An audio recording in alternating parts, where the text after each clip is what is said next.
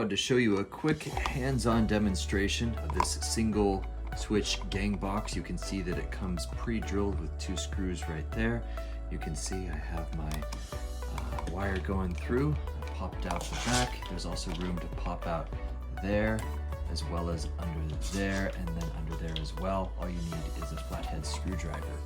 And now, as you can see, I did cut this out and I'm right next to a stud.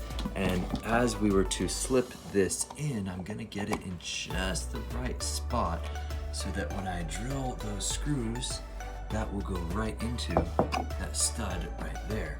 Now, this is probably one of the longest of the gang boxes I've ever experienced. Usually they're those little blue ones that are pretty short. I actually prefer more room in there, just so I can bundle the wires in, and it's just much easier to work with just a bit more wire, as opposed to having to cut wires super short in order to fit them all in there.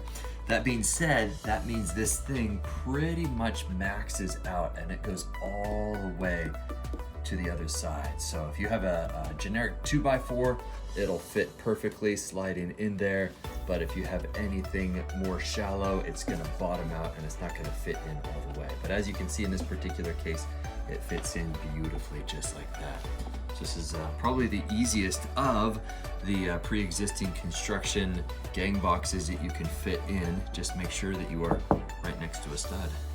This is a very simple single pull switch. You can see I've got my ground on right there, and you can also see, as indicated by the letters, that it is a right side up. It says TOP right there. And if we were to swing over to this side, you will see that the black slides right into there, and then the white right down into there.